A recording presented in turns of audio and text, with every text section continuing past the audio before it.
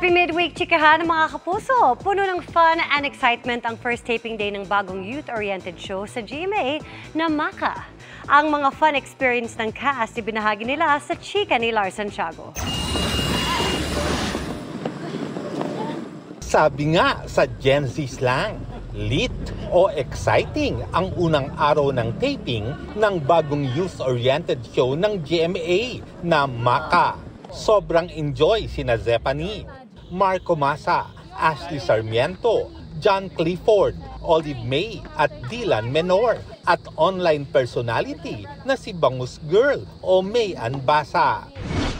As you can see po, talagang medyo pawis-pawis na po kami kasi we just finished one of the scenes po and super nag-enjoy kami. Pero siyempre, hindi puro saya ang mga eksena dahil nariyan ang mga mambubuli na sina Shanti Videla at Sean Lucas. Gano'n naman eh, pag nasa school ka, kunyari ikaw na yung upper class, siyempre siga ka na, di ba? Ikaw na yung may-ari ng school. Confidence na, kayo. Pero off-cam, sobrang enjoy silang lahat sa kanilang pagsasama-sama. Basketball nga raw ang isa sa kanilang bonding.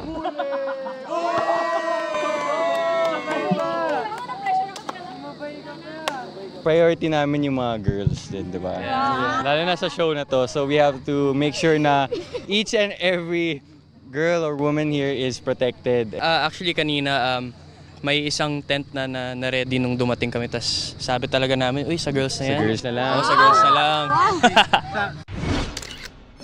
Sa first taping day, nakasama na ng young star si Romnick Sarmenta. Pero sa mga susunod na taping, makaka-eksena na nila ang iba pang senior stars na kasama sa project. Handa na ba ang Gen Z stars natin? 101% ready. Yes! Lahat po ng Maka students are born ready. Wow! Please watch out for MAKA Maka!